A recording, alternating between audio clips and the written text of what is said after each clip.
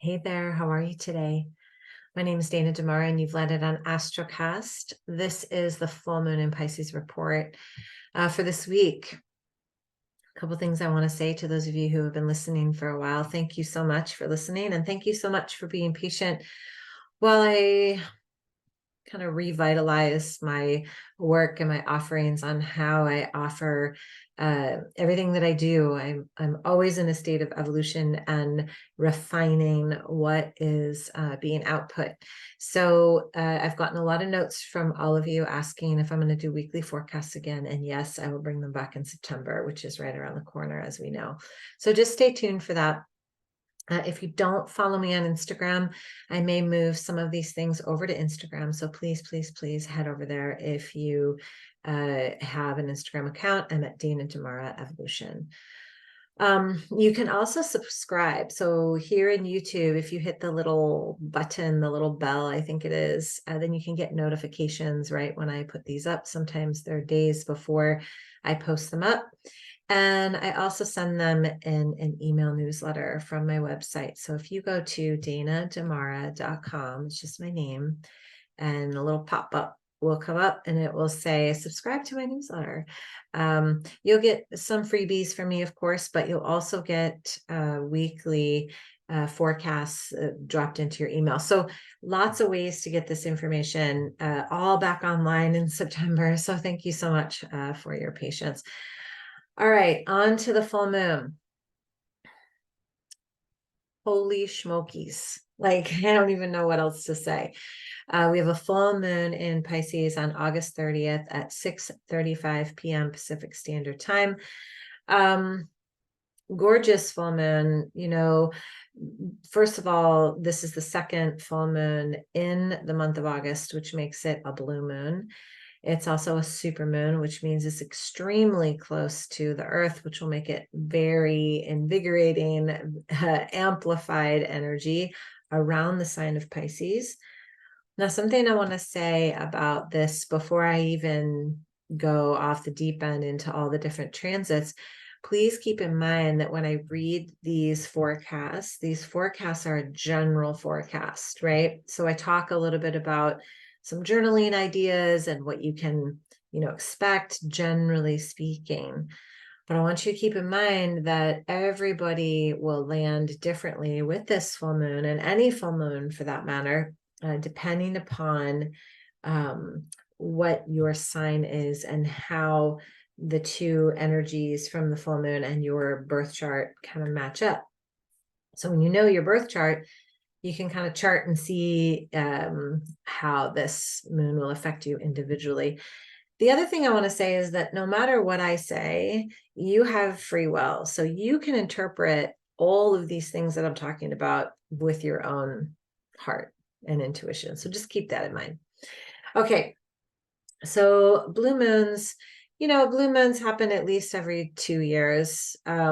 It just happens because of the Gregorian calendar, the calendar that we created to keep time. But having 2 moons in one calendar month is kind of a big deal. And I want you to think a little bit back to the last full moon, which was at the very beginning of August, and to now. And remember that we have been sitting in Venus retrograde since then as well. So a lot of energy around your value, what you value, how you value yourself, finances, romantic relationships, intimate relationships, anything that has to do with the relationship you have, a relationship that you have that is in alignment or out of alignment with the value of you. So it could be anything. It doesn't have to be a person. It can be a relationship that you have with thought process in your mind, a relationship you have with a belief about yourself, a relationship that you have with anything that you're consuming, your phone, alcohol, food, all of that. Through this portal of full moon to full moon, we've had an opportunity to examine what is working for us and what is not. And this full moon, just because it's in Pisces, is going to be a little bit more mystic. You're going to have opportunities to drop into your psychic abilities a little bit deeper. It's going to be potentially a little bit more emotional because it is Pisces. And think of it too as like the ending of something. You know, Pisces is the last zodiac sign of the wheel. So, you know, we can't have new beginnings without endings. So don't be surprised if something ends for you. I'm going to go ahead and share my screen. Okay, there we go. All right. So if you look at this, some of you geek out on this with me and some of you don't, but I want to just say a couple of things. So here's the moon, and then here's Saturn sitting right next to the moon, which I'm going to talk about. And then I want to just go over the different planets that we have in retrograde right now as the full moon happens. We have Venus still in retrograde, which will go direct, providing a little bit of forward momentum after September 3rd, still in its shadow stage though, so don't expect too much. Saturn in retrograde, Uranus in retrograde as of today, the time of this recording, Neptune in retrograde, Pluto in retrograde, Chiron in retrograde, Mercury in retrograde. And then the date, I think right after Venus goes direct, Jupiter, actually within hours of Venus going direct, Jupiter will go into retrograde. So we will have with this full moon 6 planets in retrograde, which is a lot. Because the moon is in Pisces, it means the sun is in Virgo. Okay, that's just how it is. It's opposite. So if you think about the moon in Pisces, this is about, you know, seeing the bigger picture of our emotions, our energy field. And Virgo is about details. Virgo's like, I want all the details. I want everything, right? So I feel like a really great way to explain this full moon is to honoring that divinity within you, those little pings of intuition that you know to be true, and following them as much as you can, asking yourself, does this relationship resonate with my heart? You know, do I feel good when I'm, you know, looking at my phone at 5 a.m. before I get out of bed? Like the answer is probably no, I would assume. And I'm just using this as an example because I think it can be applicable to anybody, right? What relationships do you have in your current existence that just don't bring a sense of resonance to the heart? I mean, that's really the big question with this full moon. So to allow yourself some space to let go, you know, you've had this whole month to ask yourself, what is it that feeds me and what doesn't feed me? And part of that is learning to create boundaries, loving, gracious boundaries for yourself without having to explain yourself to anyone. Just, no, I don't want to do that. No, thank you very much. No, thank you very much. Do not disturb, you know, but you are the one that chooses, and you're the one that's in control of all of that. So you just have to decide. All right, here's my screen again. So I want to talk a little bit about the transits that are affecting this moon, because just because the moon is in Pisces doesn't mean it's all about psychic abilities and the Pisces sign, you know. There's so much more. So the moon is conjunct Saturn. That's the very first transit that is completely you know, obvious. It's not an exact conjunction, but it's pretty darn close. It's within 4 degrees. Saturn wants control. Saturn has restrictions. Saturn is wanting us to take responsibility, to be accountable, to say, this is my commitment, this is what I want to do, and not get so emotional about it, right? So working with the wisdom of your past, working with the wisdom of your practices, allowing yourself the space to, you know, trust in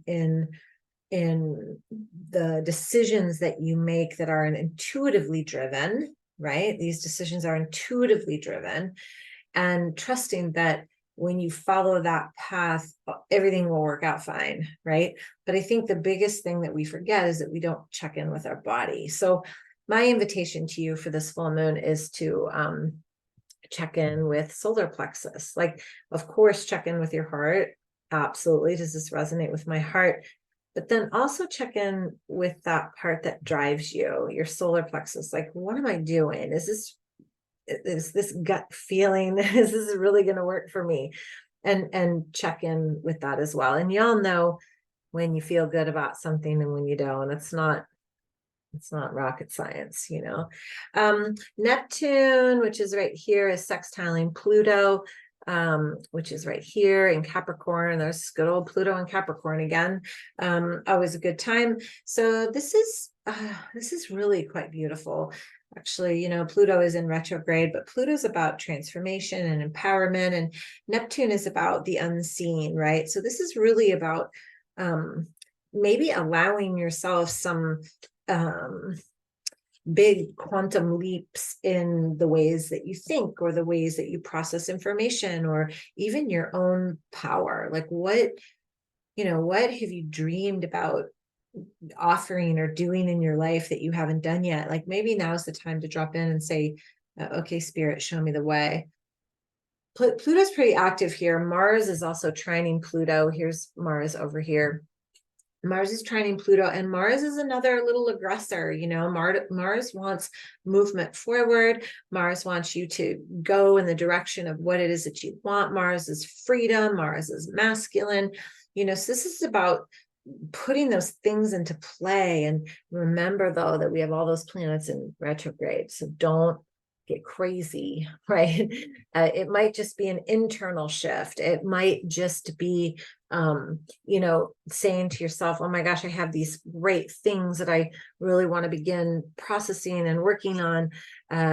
It's still percolating. So let me go and move my body. Let me go and run or exercise or practice yoga or whatever it is that you do. But Mars is like movement, right? So whatever you can do to channel that energy in a way that's helpful is going to be really great. Like, this isn't a good time to just sit around and, okay, what do I do now? You know, ask the question and then go move your body, start to embody it. Mercury is trining Jupiter. Love it.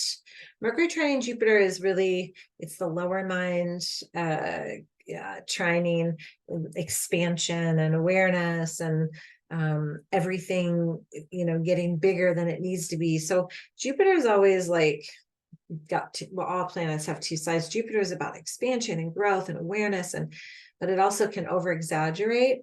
And it's also squaring Venus. So it's trining Mercury and squaring Venus, which are both in retrograde, remember? So I would say, you know, be mindful of these opportunities that are coming toward you. You don't have to put all your eggs in one basket right now. That's not necessary. I think it's still time to just listen deeply, asking, like, how does this resonate with my heart? What's my gut feeling around this? And then, you know, Venus square Jupiter, it is a beautiful, beautiful energy. But it's also, you know, you want to guard against like exaggerating, spending too much, saying too much, expecting too much is a good one too, you know, being a little egotistical, things like that. Jupiter will expand everything, but just make sure it's in a way that is in alignment with your heart and not your ego. I think with every full moon, I think that it's a perfect time to, you know, I take my crystals out every time. It's like a full-time job.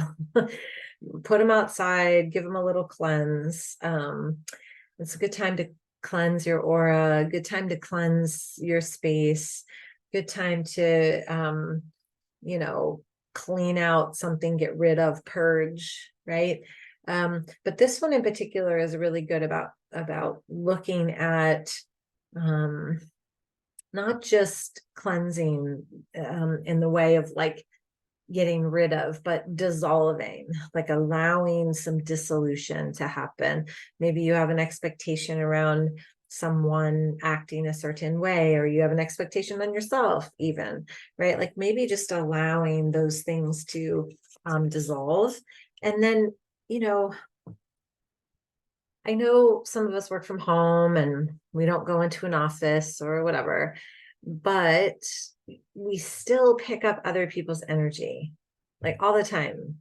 Even when we're on Zoom calls with one another, we're picking up other people's energy. So remember that this body is your vessel that you walk around in every day. And it's an amazing vessel that houses your soul and your spirit.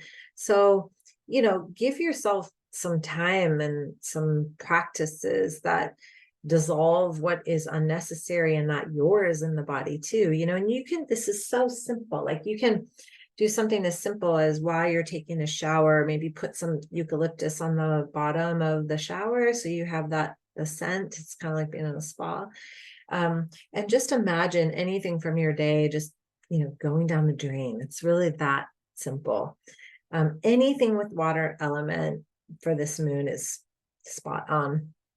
I just would say, remember, because we have this is the second full moon, and because we have all these planets in retrograde, feel like you're getting your, I don't like to say this, I don't know how to say it right now, like your ducks in a row, like things are allow things to come to you that are in alignment, but you don't have to like jump in the boat just yet, because the energy's still a little unclear and a little foggy. I think the biggest thing is to check in with heart, check in with belly, stay grounded. There's a lot of planets in retrograde. Don't go off to the races just yet. Just continue to check in with that heart space. If you live in Encinitas or in the surrounding vicinities, I will be hosting my weekly sound bath actually on the full moon. It's not breath work, it's just a sound bath at Alila Maria Resort. So it is on my website at danadamarayoga.com. You can just go to that page and you'll find it. If you can't find it, just go to danadamara.com. You'll find it. It's underneath public sessions, I believe, something like that. And you'll see it. You can sign up. We have room for about 50 people. I think we're almost full, but go ahead and put your spot in. If you want an astrology reading from me, please, please, please reach out to me. I would love to support you in that. And if I don't see you or hear from you, please honor yourself during this full moon and every day. And take good care. Have a beautiful day. Namaste.